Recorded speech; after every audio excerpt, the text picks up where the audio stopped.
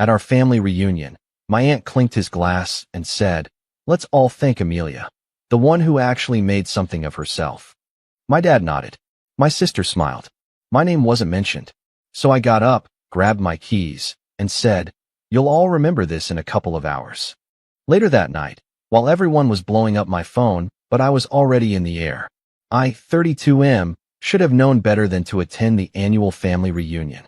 23 years of being the black sheep should have taught me something, but apparently, I'm a glutton for punishment.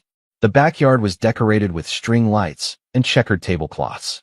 My relatives filled every corner, their laughter echoing off the fence while they caught up on marriages, pregnancies, and career milestones.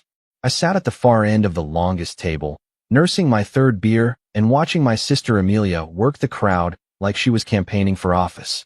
My aunt tapped her knife against her wine glass, and the chatter died down. She stood up, swaying slightly from too much wine, and cleared her throat. The speech that followed was predictable, thanking everyone for coming, celebrating family bonds, the usual reunion platitudes. Then she shifted gears. She went on about how proud the family was of certain members who had really made something of themselves. She gestured toward Amelia, talking about her successful law practice, her beautiful home, her perfect husband, her 2 kids in private school. The whole table erupted in applause. Dad nodded enthusiastically, beaming with pride. Amelia smiled and waved modestly, playing the role of the humble achiever perfectly. I waited. Surely my name would come up next. After all, I'd built a tech consulting firm from nothing. I employed 15 people. I owned 3 properties across 2 states. My company had been featured in several trade publications.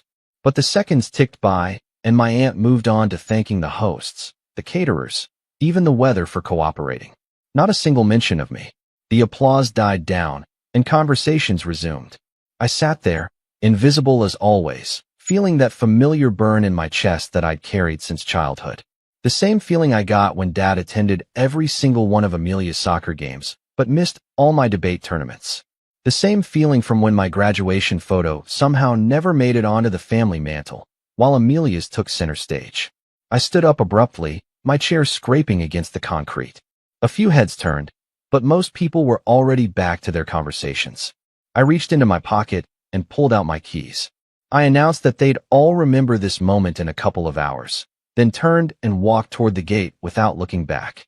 Behind me, I could hear Dad calling my name, asking where I was going.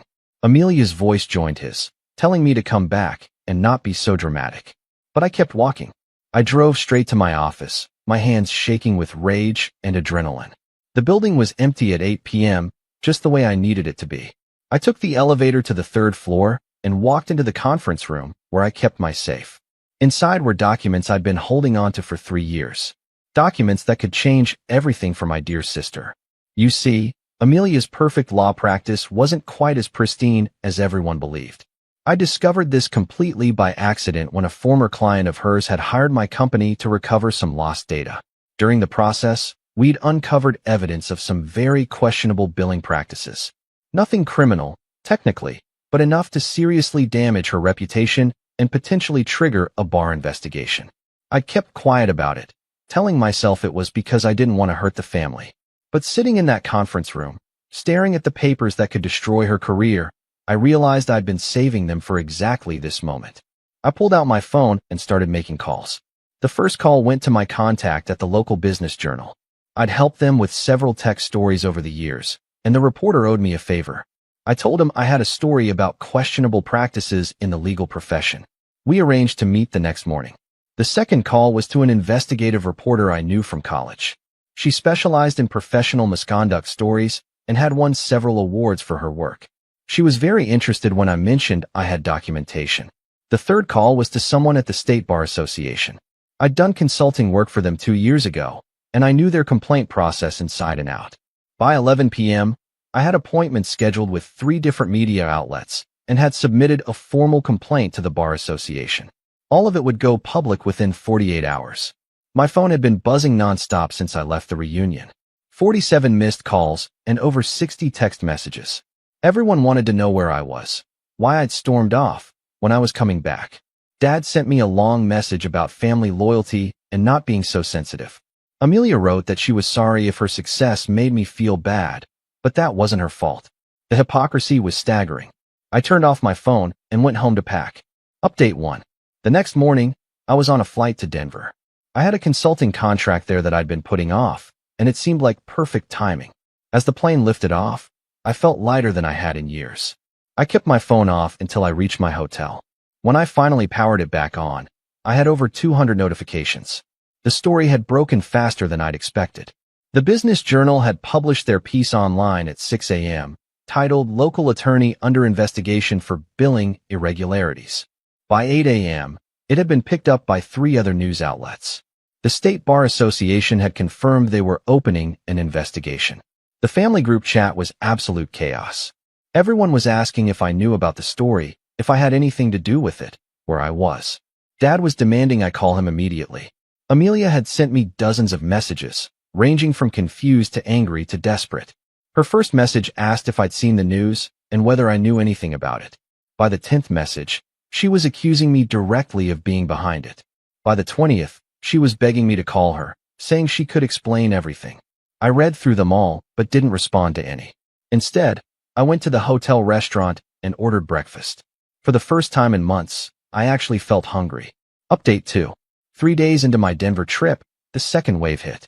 The investigative reporter had done her own digging and uncovered even more irregularities in Amelia's practice. This wasn't just about billing anymore. She'd found evidence of cases where Amelia had potentially failed to provide adequate representation while still charging full fees. The story ran in the Sunday edition with the headline, Rising Star Attorney's Practice Built on Questionable Foundation. It included interviews with 3 former clients who claimed they'd received inadequate representation despite paying premium fees. My phone exploded again. This time, the messages were different. Dad was furious, demanding to know what I'd done. He accused me of destroying the family, of being jealous and vindictive. He said I'd crossed a line that I could never come back from. Mom, who had been quiet during the first wave, finally chimed in. She was crying in her voice messages, asking how I could do this to my sister, to the family. She said Amelia was devastated and might lose her practice. My aunt, the one who had given the toast, sent me a single message that just said, "How could you?" But it was Amelia's messages that were the most telling. The desperation was gone, replaced by cold fury. She told me I'd just destroyed not only her career, but her children's future. She said I was pathetic and jealous and that everyone could see right through me. She promised that I'd regret this for the rest of my life. I saved every single message. The family was rallying around her, of course. They were already crafting the narrative that this was all a misunderstanding, that someone had it out for her, that the media was blowing things out of proportion. None of them suspected that their own black sheep had orchestrated the whole thing. Update 3. I extended my stay in Denver. The consulting work was going well, and honestly, I wasn't ready to face the fallout yet. Plus, I was curious to see how far the story would spread. It spread further than I'd hoped. A national legal publication picked up the story and ran their own investigation. They'd found additional former clients and were raising questions about whether this was part of a broader pattern in the local legal community. Amelia's firm was now under full investigation by both the state bar and the local district attorney's office. The family reunion photos had been all over social media the weekend before, showing everyone's smiling faces and celebrating Amelia's success. Now those same photos looked almost ironic. Several family members had quietly removed them from their profiles. On Wednesday, I got a call from an unknown number. I almost didn't answer, but something made me pick up. It was my cousin Jake, calling from his personal phone instead of the number I had saved. He told me he'd figured out that I was behind the story. He said he'd put the pieces together, my abrupt departure from the reunion, my background in data recovery, my connections in the media. But instead of confronting me or lecturing me about family loyalty, he said something that shocked me. He told me that Amelia had it coming, that she'd been getting special treatment from the family for years while I got ignored. He said what I'd done took guts, and he respected it. He also warned me that Dad was planning to drive to Denver to confront me in person. That's when I decided it was time to come home. Update 4.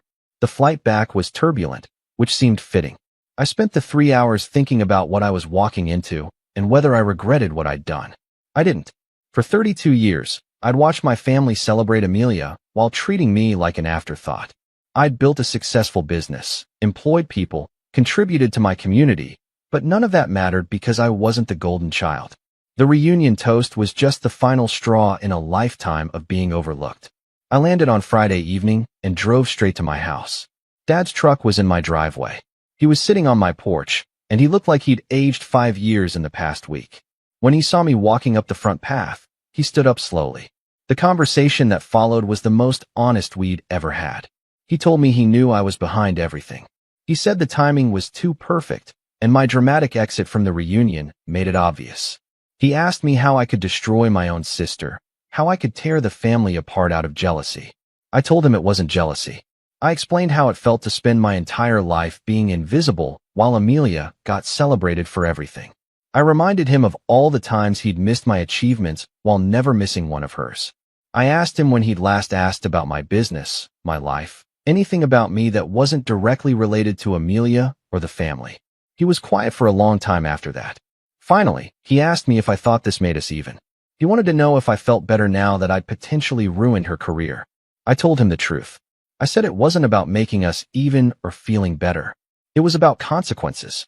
Amelia had built her reputation on questionable practices, and she'd gotten away with it because everyone was too busy celebrating her to look closely. I just made sure people looked. He left without saying goodbye. Update 5. The investigation concluded 2 months later. Amelia was sanctioned by the state bar and required to make restitution to several clients. She didn't lose her license, but her reputation was permanently damaged. 3 of her biggest corporate clients terminated their contracts, and she had to lay off most of her staff. The family closed ranks around her, just as I'd expected. I became persona non grata at family gatherings. Christmas, Easter, birthdays, I wasn't invited to any of them. The family group chat went quiet whenever I posted anything. When I announced that my company had been acquired by a major corporation for 8 figures, I got exactly 3 congratulations messages from extended family members. But something unexpected happened too. Other people started reaching out. Former classmates who'd seen the story and remembered me from school. Business contacts who respected what I'd built. Even some of Amelia's former colleagues who privately told me they'd suspected something was off about her practice but hadn't known how to address it. I started dating someone I met through work. She knew the whole story and didn't judge me for it. When I told her about the family situation, she asked me a simple question. Do you miss them, or do you miss the idea of having their approval? It was the latter. I realized I'd spent 32 years chasing approval from people who had already decided I wasn't worth their attention. The reunion toast wasn't the beginning of their indifference. It was just the moment I finally recognized it for what it was. 6 months after the investigation concluded, I moved to Seattle for a new business opportunity. I bought a house with a view of the water and started building relationships with people who valued what I brought to the table. Amelia sent me a letter right before I moved. She said she'd figured out how to rebuild her practice and that she'd learned from her mistakes. She also said she understood why I'd done what I did, even though she couldn't forgive me for it. She ended by saying she hoped I'd found whatever I was looking for. I had found it, actually. I'd found self-respect. The family reunion was last weekend. I saw the photos on social media, the same string lights, the same checkered tablecloths, the same fake smiles. My aunt gave another toast, this time about resilience and overcoming challenges. Amelia was there, playing the role of the comeback story. I was 3,000 miles away, hosting a barbecue for my new friends and colleagues. People who celebrated my successes without keeping score, who included me because they wanted me there, not because they felt obligated. As I watched my guests laughing and talking in my backyard, I realized something. I hadn't just gotten revenge on my family that night at the reunion. I'd gotten free. The best revenge, it turns out, isn't destroying someone else's life. It's building a better one for yourself. And that's exactly what I did.